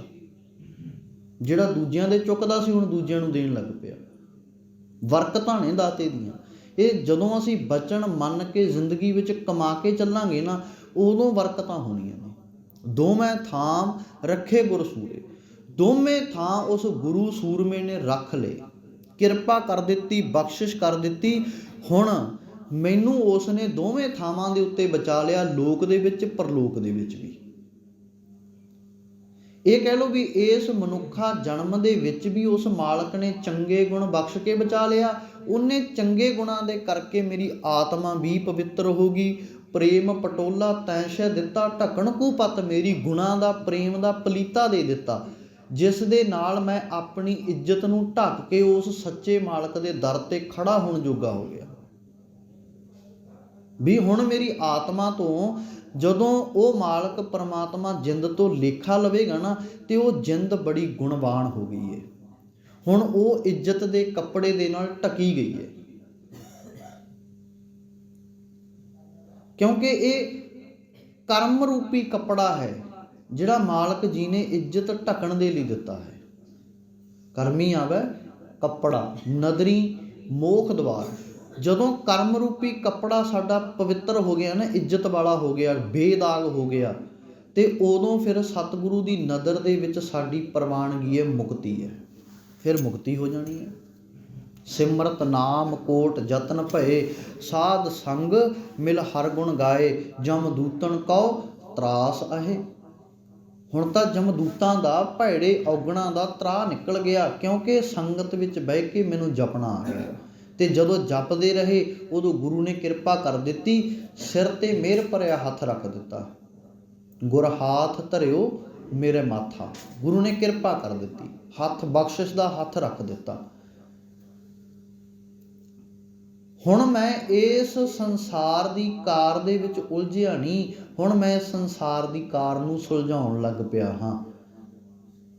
ਇਹਦੇ ਵਿੱਚ ਰਹਿੰਦਾ, ਇਹਦੇ ਵਿੱਚ ਹੀ ਕੰਮ ਕਰਦਾ, ਇਹਦੇ ਵਿੱਚ ਹੀ ਪਰਿਵਾਰ ਦੇ ਵਿੱਚ ਵਿਚਰਦਾ। ਹੁਣ ਮੈਂ ਇਸ ਤੋਂ ਨਿਰਲੇਪ ਹੋ ਗਿਆ ਹਾਂ। ਹੁਣ ਮੇਰੀ ਸੁਰਤ ਹੈ ਜਿਹੜੀ ਉਹ ਨਾਮ ਦੇ ਵਿੱਚ ਜੁੜ ਗਈ ਹੈ। ਜਿੱਥੇ ਕਿਰਪਾ ਕੀਤੀ ਗੁਰੂ ਪਾਤਸ਼ਾਹ ਜੀ ਨੇ, ਉੱਥੇ ਹੀ ਮੇਰੇ ਹਲਤ ਤੇ ਪਲਤ ਦੀ ਉਹਨੇ ਰੱਖਿਆ ਕੀਤੀ ਹੈ। ਹਲਤ ਪਲਤ ਪਾਰ ਬ੍ਰਹਮ ਸਵਾਰੇ, ਗੁਰੂ ਨੇ ਕਿਰਪਾ ਕਰ ਦਿੱਤੀ, ਪਰਮਾਤਮਾ ਜੀ ਨੇ ਹਲਤ ਤੇ ਪਲਤ ਸਵਾਰ ਦਿੱਤਾ। ਕਾਰਜ ਹੋਏ ਸਗਲੇ ਪੂਰੇ, ਸਾਰੇ ਕਾਰਜ ਸਫਲੇ ਹੋ ਗਏ। ਹੁਣ ਕੁਝ ਵੀ ਪਿੱਛੇ ਨਹੀਂ ਰਿਹਾ। ਜਿਸ ਤੇ ਉਪਜਿਆ ਤਿਸੈ ਪਛਾਣ, ਪਾਰ ਬ੍ਰਹਮ ਪਰਮੇਸ਼ਰ ਧਿਆਇਆ, ਕੁਸਲ ਖੇਮ ਹੋਏ ਕਲਿਆਣ। ਫਿਰ ਕਲਿਆਣ ਹੋ ਜਾਂਦਾ ਜਦੋਂ ਉਸ ਮਾਲਕ ਨੂੰ ਧਿਆਵਾਂਗੇ, ਜਪਾਂਗੇ, ਅਰਾਧਾਂਗੇ। ਮਨ ਤਨ ਅੰਤਰ ਪ੍ਰਭ ਆਹੀ, ਹਰ ਗੁਣ ਗਾਵਤ ਪਰ ਉਪਕਾਰ, ਨਿਤ ਤਿਸ ਰਸਨਾ ਕਾ ਮੋਲ ਕਿਛ ਨਾਹੀ। ਉਸ ਦੇ ਗੁਣ ਗਾਈਏ, ਜਦੋਂ ਉਸ ਦੇ ਗੁਣ ਗਾਵਾਂਗੇ ਨਾ, ਉਹਦਾ ਮੁੱਲ ਕੋਈ ਨਹੀਂ ਦੇ ਸਕਦਾ। ਬਸ ਉਹਦੇ ਗੁਣ ਗਾਉਣੇ ਆ, ਕਿਉਂਕਿ ਐਡੇ ਕੀਮਤੀ ਗੁਣ ਨੇ ਜਿਨ੍ਹਾਂ ਦਾ ਕੋਈ ਵੀ ਮੁੱਲ ਨਹੀਂ ਦੇ ਸਕਦਾ। ਉਹਦੇ ਗੁਣਾਂ ਦਾ ਕੋਈ ਮੁੱਲ ਨਹੀਂ। ਕਈ ਵਾਰ ਨਾ ਇੱਥੇ ਪੁੱਛ ਲਿਆ ਜਾਂਦਾ ਵੀ ਜੀ ਜਿਹੜੀ ਬਾਣੀ ਹੈ ਨਾ, ਵੀ ਬਾਣੀ ਦਾ ਕੀ ਮੁੱਲ ਹੈ, ਪਾਠ ਦਾ ਕੀ ਮੁੱਲ ਹੈ, ਕੀ ਭੇਟਾ ਹੈ। ਦੇਖੋ ਜੀ, ਉਹ ਪਾਠ ਕਰਨ ਵਾਲੇ ਦੀ ਭੇਟਾ, ਪਾਠ ਕਰਨ ਵਾਲੇ ਦੀ ਭੇਟਾ ਜ਼ਰੂਰ ਹੈ, ਕਿਉਂਕਿ ਉਹ ਵੀ 7-8 ਘੰਟੇ ਲਾ ਕੇ ਇੱਕ ਦਿਨ ਵਿੱਚ ਪਾਠ ਕਰਕੇ ਜਾਣਾ, ਹਫਤੇ ਦੇ ਵਿੱਚ ਪੂਰਾ ਕਰਨਾ, ਇੱਕ ਹਫਤਾ ਲਾਉਣਾ, ਠੀਕ ਹੈ, 7-8 ਦਿਨ। ਉਹ ਤਾਂ ਉਹਦੀ ਸਿਰਫ ਇਹ ਆ ਵੀ ਅਸੀਂ ਉਹਨੂੰ ਮਿਹਨਤਾਨਾ ਦੇਣਾ ਵੀ ਉਹਦੇ ਵੀ ਪਰਿਵਾਰ ਆ, ਉਹਦੇ ਵੀ ਬੱਚੇ ਨੇ, ਉਹਦੇ ਘਰ ਦੇ ਵਿੱਚ ਵੀ ਰੋਟੀ ਪੱਕਦੀ ਆ, ਉਹਦੇ ਘਰ ਵਿੱਚ ਵੀ ਕੱਪੜੇ ਆਉਂਦੇ ਆ, ਸਾਬਣ ਆਉਂਦਾ, ਤੇਲ ਆਉਂਦਾ, ਸਾਰਾ ਕੁਝ ਆਉਂਦਾ। ਇਹਦਾ ਸਿਰਫ ਅਸੀਂ ਉਹਨੂੰ ਉਹਦਾ ਹੱਕ ਦੇ ਰਹੇ ਹਾਂ ਵੀ ਤੂੰ ਟਾਈਮ ਕੱਢ ਕੇ, ਸਮਾਂ ਕੱਢ ਕੇ ਆ ਕੇ ਪਾਠ ਕੀਤਾ। ਕੋਈ ਇਹ ਕਹੇ ਵੀ ਪਾਠ ਦਾ ਮੁੱਲ ਦੇਤਾ ਮੈਂ, ਪਾਠ ਦਾ ਮੁੱਲ ਨਹੀਂ ਕੋਈ ਦੇ ਸਕਦਾ, ਬਾਣੀ ਦਾ ਮੁੱਲ ਨਹੀਂ ਕੋਈ ਦੇ ਸਕਦਾ। ਪੈਦਾ ਹੀ ਨਹੀਂ ਹੋਇਆ ਦੁਨੀਆ ਦੇ ਉੱਤੇ ਜਿਹੜਾ ਕੋਈ ਬਾਣੀ ਦਾ ਮੁੱਲ ਦੇ ਸਕੇ। ਬਾਣੀ ਦਾ ਮੁੱਲ ਤਾਂ ਸੀਸ ਦੇਣਾ ਪੈਂਦਾ। ਇੱਥੇ ਤਾਂ ਚਰਖੜੀਆਂ ਤੇ ਚੜ੍ਹਨਾ ਪੈਂਦਾ। ਬਾਣੀ ਦਾ ਮੁੱਲ ਤਾਂ ਫਿਰ ਵੀ ਨਹੀਂ ਦਿੱਤਾ ਜਾਂਦਾ। ਉਹ ਤਾਂ ਇੱਕ ਅੱਖਰ ਦਾ ਵੀ ਬਹੁਤ ਵੱਡਾ ਅੱਖਰ ਹੈ, ਉਹ ਤਾਂ ਸਤਿਗੁਰੂ ਦੀ ਚਰਨ ਧੂੜ ਦਾ ਮੁੱਲ ਹੈ ਬਸ। ਉਹ ਤਾਂ ਉਹਨਾਂ ਸਾਡੇ ਸ਼ਹੀਦਾਂ ਦੇ ਡੁੱਲੇ ਹੋਏ ਇੱਕ ਇੱਕ ਖੂਨ ਦੇ ਕਤਰੇ ਦਾ ਅਸੀਂ ਮੁੱਲ ਦੇ ਰਹੇ ਹਾਂ, ਜੇਕਰ ਅਸੀਂ ਉਸ ਰਾਹ, ਦੱਸੇ ਹੋਏ ਰਾਹ ਉੱਤੇ ਚੱਲ ਰਹੇ ਹਾਂ। ਉਹ ਤਾਂ ਉਹ ਮੁੱਲ ਆ। ਹਾਂ, ਇਸ ਰਾਹ ਦੇ ਉੱਤੇ ਚੱਲਦੇ ਹਾਂ, ਕੱਲ੍ਹ ਨੂੰ ਕੋਈ ਵੀ ਕਿਸੇ ਕਿਸਮ ਦੀ ਵੀ ਸ਼ਹਾਦਤ ਦੇਣੀ ਪੈਂਦੀ ਹੈ ਜਾਂ ਸਾਡੀ ਕੋਈ ਵਰਤਾਰਾ ਹੰਢਾਉਣਾ ਪੈਂਦਾ, ਉਹ ਤਾਂ ਸਿਰਫ ਤੇ ਸਿਰਫ ਇੱਕ ਉਹ ਕਿਣਕੇ ਦਾ ਅਸੀਂ ਹੱਕ ਤਾਰ ਰਹੇ ਹਾਂ, ਹੱਕ ਅਦਾ ਕਰ ਰਹੇ ਹਾਂ। ਵੀ ਸਾਡੇ ਲਈ ਸਾਡੇ ਗੁਰੂ ਪਾਤਸ਼ਾਹ ਜੀ ਨੇ ਆਪਣੇ ਪਰਿਵਾਰ ਤੱਕ ਨੂੰ ਵਾਰ ਦਿੱਤਾ, ਆਪਣੇ ਬੱਚਿਆਂ ਤੱਕ ਨੂੰ ਵਾਰ ਦਿੱਤਾ। ਇਹ ਤਾਂ ਉਹਨਾਂ ਦੇ ਡੁੱਲੇ ਹੋਏ ਇੱਕ ਖੂਨ ਦੇ ਕਤਰੇ ਦੇ ਵਿੱਚੋਂ ਵੀ ਬਹੁਤ ਘੱਟ ਜਿਹੜਾ ਕਿਣਕਾ ਏ ਜਿਹਦਾ ਅਸੀਂ ਮੁੱਲ ਤਾਰ ਰਹੇ ਹਾਂ। ਤੇ ਸੋਚ ਕੇ ਵੇਖੋ, ਤੇ ਉਹਨਾਂ ਦੇ ਇੱਕ ਪੂਰੀ ਜਾਨ ਦਾ ਮੁੱਲ ਅਸੀਂ ਕਿੱਥੋਂ ਤਾਰ ਲਵਾਂਗੇ। ਤੇ ਬਾਣੀ ਦਾ ਮੁੱਲ ਤਾਂ ਕੋਈ ਤਾਰ ਹੀ ਨਹੀਂ ਸਕਦਾ, ਹੈ ਹੀ ਨਹੀਂ ਕਿਸੇ ਕੋਲੇ, ਤਾਂ ਮੁੱਲ ਤਾਰੂ ਕਿਵੇਂ। ਇਸੇ ਕਰਕੇ ਗੁਰੂ ਪਾਤਸ਼ਾਹ ਜੀ ਨੇ ਕਿਹਾ ਇਹ ਅਮੋਲਕ ਖਜ਼ਾਨਾ ਹੈ, ਜਿਹਦਾ ਕੋਈ ਮੁੱਲ ਨਹੀਂ ਪਾ ਸਕਦਾ। ਇਹ ਅਮੁੱਲ ਹੈ, ਉਹਦੇ ਗੁਣ ਅਮੁੱਲ ਨੇ, ਉਹਦੀ ਵਿਚਾਰ ਅਮੁੱਲ ਹੈ, ਉਹਦੀਆਂ ਦਾਤਾਂ ਅਮੁੱਲ ਨੇ, ਕਦੇ ਨਹੀਂ ਮੁੱਕਦੀਆਂ, ਕਦੇ ਖਤਮ ਨਹੀਂ ਹੁੰਦੀਆਂ, ਕੋਈ ਉਹਦਾ ਮੁੱਲ ਨਹੀਂ ਪਾ ਸਕਦਾ। ਅਮੁੱਲੋ ਅਮੁੱਲ ਕਹਿਆ ਨਾ ਜਾਏ, ਕਿਹਾ ਹੀ ਨਹੀਂ ਜਾ ਸਕਦਾ ਉਹਦਾ ਮੋਲ ਕੋਈ। ਸਤਿਗੁਰੂ ਕਹਿੰਦੇ ਅੱਗੇ ਬਖਸ਼ਿਸ਼ ਕਰਦੇ ਨੇ, ਕਹਿੰਦੇ ਹਰ ਹਰ ਨਾਮ ਜਪਤ ਸੁਖ ਸਹਿਜੇ, ਮੱਜਣ ਹੋਵਤ ਸਾਧੂ ਧੂਰੇ। ਕਹਿੰਦੇ ਹਰੀ ਪਰਮਾਤਮਾ ਜੀ ਦੇ ਨਾਮ ਨੂੰ ਜਪਦਿਆਂ ਜਪਦਿਆਂ ਸਹਿਜ ਦੇ ਵਿੱਚ ਸੁੱਖ ਹੈ ਜਿਹੜਾ ਉਹ ਪੈਦਾ ਹੋ ਜਾਵੇਗਾ, ਉਪਜ ਜਾਵੇਗਾ। ਉਹ ਫਿਰ ਸੁੱਖ ਐਸਾ ਹੈ ਵੀ ਉਹ ਦੁੱਖ ਦੇ ਵਿੱਚ ਵੀ ਤੈਨੂੰ ਦੁਖੀ ਨਹੀਂ ਕਰੇਗਾ, ਬਹੁਤੇ ਸੁੱਖ ਦੇ ਵਿੱਚ ਵੀ ਤੈਨੂੰ ਬਹੁਤਾ ਸੁੱਖ ਨਹੀਂ, ਵੀ ਇੱਦਾਂ ਨਹੀਂ ਵੀ ਤੂੰ ਸੁੱਖ ਦੇ ਵਿੱਚ ਵੀ ਰੱਬ ਭੁੱਲ ਜੇ, ਦੁੱਖ ਦੇ ਵਿੱਚ ਆ ਕੇ ਤੂੰ ਰੱਬ ਨੂੰ ਉਲਾਂਭੇ ਦੇਣ ਲੱਗ ਪੈਣਾ, ਵੀ ਇਹ ਤੇਰੇ ਅੰਦਰੋਂ ਫਿਰ ਜਿਹੜੀ ਭਾਵਨਾ ਨਾ ਉਹ ਮਿਟ ਜਾਵੇਗੀ, ਮਰ ਜਾਵੇਗੀ। ਫਿਰ ਤਾਂ ਆਈ ਹੈ ਨਾ, ਜਿਹੜਾ ਕੁਝ ਹੈ ਸਤਿਗੁਰੂ ਦਾਤਾ ਉਹ ਤੇਰਾ ਹੀ ਹੈ। ਮੇਰਾ ਮੁਝ ਮੇਂ ਕਿਛ ਨਹੀਂ, ਜੋ ਕੁਛ ਹੈ ਸੋ ਤੇਰਾ, ਤੇਰਾ ਤੁਝ ਕੋ ਸੌਂਪ ਤੇ ਕਿਆ ਲੱਗਾ ਮੇਰਾ। ਫਿਰ ਤਾਂ ਮੰਨਿਆ ਜਾਵੇਗਾ ਨਾ, ਫਿਰ ਤਾਂ ਇਸ ਬਚਨ ਦੇ ਅਸੀਂ ਧਾਰਨੀ ਬਣ ਜਾਵਾਂਗੇ ਨਾ, ਵੀ ਜਦੋਂ ਮੰਨ ਹੀ ਇਹ ਲਿਆ ਵੀ ਸਤਿਗੁਰੂ ਦਾਤਾ ਇਹ ਦੁੱਖ ਵੀ ਤੇਰਾ, ਸੁੱਖ ਵੀ ਤੇਰਾ, ਫਿਰ ਦੁੱਖ ਤੰਗ ਨਹੀਂ ਕਰੇਗਾ, ਸੁੱਖ ਬਹੁਤਾ ਭੰਗੜੇ ਨਹੀਂ ਪਵਾਵੇਗਾ, ਫਿਰ ਤਾਂ ਬਰਾਬਰ ਹੋ ਗਿਆ ਨਾ। ਨਹੀਂ ਕੀ ਹੁੰਦਾ, ਨਹੀਂ ਹੁੰਦਾ। ਸਤਿਗੁਰੂ ਕਹਿੰਦੇ ਮੱਤੀ ਮਰਨ ਵਿਸਾਰਿਆ, ਖੁਸ਼ੀ ਕੀਤੀ ਦਿਨ ਚਾਰ। 4 ਦਿਨਾਂ ਦੀ ਖੁਸ਼ੀ ਕਰਕੇ, ਦਲੱਤੇ ਮਾਰ ਕੇ, ਨੱਚ ਟੱਪ ਕੇ ਕੀ ਕੀਤਾ, ਖੁਸ਼ੀ ਤਾਂ ਜ਼ਾਹਰ ਕਰ ਲਈ, ਮਰਨਾ ਮਨੋਂ ਹੀ ਵਿਸਾਰ ਦਿੱਤਾ, ਮਰਨਾ ਭੁੱਲ ਹੀ ਗਿਆ। ਆਪਾਂ ਉਹਦਨੇ ਦੇਖੀ ਸੀ ਨਾ ਸਾਖੀ, ਵੀ ਘਰੇ ਵਿਆਹ ਰੱਖਿਆ ਹੋਇਆ ਪਰ ਸੱਥਰ ਤਿਆਰ ਕੀਤਾ ਜਾ ਰਿਹਾ, ਵੀ ਕੱਲ੍ਹ ਨੂੰ ਵਿਛਾਉਣਾ ਪੈ ਸਕਦਾ, ਕਿਉਂਕਿ ਮਰਨਾ ਤਾਂ ਸੱਚ ਹੈ, ਕੋਈ ਸ਼ੱਕ ਨਹੀਂ ਇਹਦੇ ਵਿੱਚ। ਮੌਤ ਤਾਂ ਕੱਲ੍ਹ ਨੂੰ ਇਹ ਨਹੀਂ ਪਤਾ ਵੀ ਕੱਲ੍ਹ ਨੂੰ ਮੈਂ ਇਹ ਸੱਥਰ ਮੇਰੇ ਲਈ ਵਿਛਣਾ, ਕਿਹਦੇ ਲਈ ਵਿਛਣਾ। ਇਸ ਕਰਕੇ ਸਤਿਗੁਰੂ ਕਹਿੰਦੇ ਵੀ ਭਾਈ ਉਸ ਹਰੀ ਪਰਮਾਤਮਾ ਦੇ ਨਾਮ ਦੇ ਵਿੱਚ ਜੁੜ ਕੇ ਸਹਿਜ ਰੂਪੀ ਸੁੱਖ ਪ੍ਰਾਪਤ ਕਰ ਲੈ। ਮੱਜਨ ਹੋਵਤ ਸਾਧੂ ਧੂਰੇ, ਇਸ਼ਨਾਨ ਕਰਨਾ ਸਤ ਸੰਗਤ ਦੇ ਵਿੱਚ ਬਹਿ ਕੇ। ਕਿਹਨੂੰ? ਮਨ ਨੂੰ ਇਸ਼ਨਾਨ ਕਰਵਾਉਣਾ ਹਰੀ ਪਰਮਾਤਮਾ ਦੇ ਗੁਣਾਂ ਦੇ ਨਾਲ, ਫੇਰ ਹੀ ਜੀਵਨ ਸਵਰੇਗਾ। ਆਵਣ ਜਾਣ ਰਹੇ ਥਿਤ ਪਾਈ, ਹੁਣ ਆਉਣਾ ਜਾਣਾ ਮੁੱਕ ਗਿਆ, ਥਿਤ ਪਾ ਲਈ ਟਿਕਾ ਆ ਗਿਆ। ਜਨਮ ਮਰਨ ਕੇ ਮਿਟੇ ਬਸੂਰੇ, ਹੁਣ ਜਨਮ ਤੇ ਮਰਨ ਦੇ ਜਿਹੜੇ ਦੁੱਖ ਸੀ ਉਹ ਮਿਟ ਗਏ, ਹੁਣ ਉਹ ਤੰਗ ਨਹੀਂ ਕਰਦੇ। ਭਰਮ ਪੈ ਤਰੇ, ਸੂਟੇ ਪੈ ਜੰਮ ਕੇ, ਹੁਣ ਭਰਮ ਤੇ ਜਿਹੜਾ ਭਰਮ ਦਾ ਡਰ ਸੀ ਨਾ ਉਹ ਮੁੱਕ ਗਿਆ। ਭਰਮ ਸੀ ਅੰਦਰ, ਵਹਿਮ ਸੀ ਵੀ ਜੇ ਇੱਦਾਂ ਨਾ ਕੀਤਾ ਹਾਏ ਇੱਦਾਂ ਹੋ ਜੂ, ਜੇ ਪਾਉਣ ਦੇ ਵਿੱਚ ਗਏ ਹਾਏ ਮਾੜਾ ਹੋ ਜੂ, ਬਿੱਲੀ ਆ ਗਈ ਮੂਹਰੇ ਹਾਏ ਬਿੱਲੀ ਆ ਗਈ ਮਾੜਾ ਹੋ ਜੂ। ਹੁਣ ਇਹ ਸਾਰੇ ਵਹਿਮ ਭਰਮ ਮਨ ਦੇ ਵਿੱਚੋਂ ਕੱਟੇ ਗਏ, ਕਿਉਂਕਿ ਤੂੰ ਮੇਰਾ ਰਾਖਾ ਸਭਨੀ ਥਾਂ, ਤੂੰ ਹੀ ਹੈ ਮੇਰਾ ਰਾਖਾ ਸਾਰੇ ਥਾਵਾਂ ਉੱਤੇ। ਰਾਖਾ ਏਕ ਹਮਾਰਾ ਸੁਆਮੀ, ਸਗਲ ਘਟਾਂਕਾ ਅੰਤਰ ਜਾਮੀ। ਤੂੰ ਹੀ ਹੈ ਰਾਖਾ ਸੱਚੇ ਪਾਤਸ਼ਾਹ, ਮੇਰਾ ਹੋਰ ਕੋਈ ਰਾਖਾ ਨਹੀਂ। ਕੋਈ ਚੀਜ਼ ਵਸਤੂ ਪਦਾਰਥ ਮੈਨੂੰ ਹੁਣ ਡਰਾ ਨਹੀਂ ਸਕਦਾ। ਤਰੇ ਸੂਟੇ ਪੈ ਜੰਮ ਕੇ, ਹੁਣ ਜੰਮ ਦਾ ਜਿਹੜਾ ਡਰ ਸੀ ਨਾ, ਜੰਮਣ ਤੇ ਮਰਨ ਦਾ ਵੀ ਹਾਏ ਜੰਮਿਆ ਮਰਨਾ ਵੀ ਪਵੇਗਾ, ਮੌਤ ਆਵੇਗੀ। ਇਹ ਵੀ ਇੱਕ ਡਰ ਹੈ ਨਾ ਮਨੁੱਖ ਦੇ ਅੰਦਰ, ਵੀ ਮੈਂ ਇੰਨਾ ਇਕੱਠਾ ਕਰ ਰਿਹਾ, ਮੈਂ ਜੇ ਮੈਂ ਮਰ ਗਿਆ ਇਹ ਦੂਜੇ ਲੁੱਟ ਕੇ ਲੈ ਜਾ। ਫਿਕਰ ਪੈ ਜਾਂਦਾ ਨਾ ਵੀ ਲੜ ਪੈਣਗੇ, ਭਰਾ ਲੈ ਜਾਣਗੇ ਲੁੱਟ ਕੇ, ਭੈਣਾਂ ਲੈ ਜਾਣਗੀਆਂ, ਧੀਆਂ ਪੁੱਤ ਲੜ ਲੜ ਕੇ ਲੁੱਟ ਕੇ ਇੱਕ ਦੂਜੇ ਨਾਲ ਲੜੀ ਜਾਣਗੇ। ਉਹ ਕਹੂਗਾ ਮੇਰਾ, ਉਹ ਕਹੂਗਾ ਮੇਰਾ। ਉਹ ਕਮਲੇ ਉਹਨਾਂ ਨੂੰ ਇਹ ਨਹੀਂ ਪਤਾ ਵੀ ਉਹ ਮੇਰਾ। ਉਹ ਫਿਰ ਵੀ ਬੰਦੇ ਦਾ ਚਿੱਤ ਅਟਕਿਆ ਉੱਥੇ। ਸਤਿਗੁਰੂ ਕਹਿੰਦੇ ਉਹ ਵੀ ਫਿਰ ਜਿਹੜਾ ਚਿੱਤ ਹੈ ਨਾ ਉਹਨਾਂ ਪਦਾਰਥਾਂ ਦੇ ਵਿੱਚੋਂ ਨਿਕਲ ਕੇ ਤੇਰਾ ਨਾਮ ਦੇ ਵਿੱਚ ਜੁੜ ਜਾਵੇਗਾ। ਘਟ ਘਟ ਏਕ ਰਹਿਆ ਪਰ ਪੂਰੇ, ਹਰੇਕ ਹਿਰਦੇ ਘਰ ਦੇ ਵਿੱਚ ਉਹ ਮਾਲਕ ਆਪ ਵਸਿਆ ਹੋਇਆ ਹੈ, ਹਰ ਕਣ ਕਣ ਦੇ ਵਿੱਚ ਉਹ ਵਿਰਾਜਮਾਨ ਹੈ। ਸਭ ਮਹਿ ਜੋਤ ਜੋਤ ਹੈ ਸੋਏ, ਤਿਸ ਦੇ ਚਾਨਣ ਸਭ ਮਹਿ ਚਾਨਣ ਹੋਏ। ਉਹਦੇ ਚਾਨਣ ਦੇ ਕਰਕੇ ਹੀ, ਉਹਦੀ ਜੋਤ ਦੇ ਕਰਕੇ ਹੀ ਸਾਡਾ ਜਿਹੜਾ ਇਹ ਸੰਸਾਰ ਦੇ ਵਿੱਚ ਅੱਖਾਂ ਖੁੱਲ੍ਹੀਆਂ, ਚਾਨਣ ਹੈ ਨਾ, ਇਹ ਤਾਂ ਹੀ ਹੈ। ਜਿੱਦਣੇ ਉਹ ਅੰਦਰੋਂ ਜੋਤ ਬੁਝ ਗਈ ਤੇ ਇਹ ਬਾਹਰਲੀ ਜੋਤ ਵੀ ਫਿਰ ਸਭ ਦੀਵੜੇ ਗਿਆ ਬੁਝਾਏ ਜੀਓ। ਫਿਰ ਤਾਂ ਦੀਵੜੇ ਬੁੱਝ ਜਾਣੇ ਨੇ, ਕੰਮ ਖਤਮ। ਉਹ ਇੱਕ ਮਾਲਕ ਹਰ ਥਾਂ ਉੱਤੇ ਰਮਿਆ ਹੋਇਆ ਹੈ, ਉਸ ਨੂੰ ਆਪਣੇ ਹਰ ਇੱਕ ਸਵਾਸ ਦੇ ਨਾਲ ਚੇਤਾ ਕਰ। ਨਾਨਕ ਸ਼ਰਨ ਪਰਿਓ ਦੁਖ ਭੰਜਨ, ਅੰਤਰ ਬਾਹਰ ਪੇਖ ਹਜੂਰੇ। ਹੇ ਨਾਨਕ, ਉਸ ਮਾਲਕ ਨੂੰ ਆਪਣੇ ਅੰਦਰ ਤੇ ਬਾਹਰ ਹਾਜ਼ਰ ਨਾਜ਼ਰ ਦੇਖ ਹਰ ਸਮੇਂ। ਉਹਨੂੰ ਵੱਖਰਾ ਨਾ ਸਮਝ ਆਪਣੇ ਆਪ ਤੋਂ। ਉਹ ਹਰ ਥਾਂ ਉੱਤੇ ਹਰ ਕਰਮ ਕਰਦਿਆਂ, ਸੌਂਦਿਆਂ, ਉੱਠਦਿਆਂ, ਬਹਿੰਦਿਆਂ ਉਹ ਤੇਰੇ ਨਾਲ ਹੈ ਹਮੇਸ਼ਾ। ਉਸ 'ਤੇ ਭਰੋਸਾ ਕਰ, ਵਿਸ਼ਵਾਸ ਕਰ, ਉਹਦੀ ਸ਼ਰਨ ਵਿੱਚ ਪੈ ਜਾ, ਜਿਹੜਾ ਦੁੱਖਾਂ ਨੂੰ ਭੰਨਣ ਵਾਲਾ ਹੈ, ਦੁੱਖਾਂ ਨੂੰ ਤੋੜਨ ਵਾਲਾ ਹੈ। ਫੇਰ ਹੀ ਸਤਿਗੁਰੂ ਕਿਰਪਾ ਕਰਨਗੇ। ਇਹ ਸਾਡਾ ਲੋਕ ਤੇ ਪਰਲੋਕ ਫੇਰ ਹੀ ਸੁਹੇਲਾ ਹੋਵੇਗਾ। ਆਪਣਾ ਪ੍ਰਭ ਆਇਆ ਚੀਤ, ਦੁਸ਼ਮਣ ਦੁਸ਼ਟ ਰਹੇ ਝੱਖ ਮਾਰਤ, ਕੁਸ਼ਲ ਭਇਆ ਮੇਰੇ ਭਾਈ ਮੀਤ। ਹੁਣ ਮੇਰੇ ਅੰਦਰ ਖੁਸ਼ੀਆਂ ਪੈਦਾ ਹੋ ਗਈਆਂ।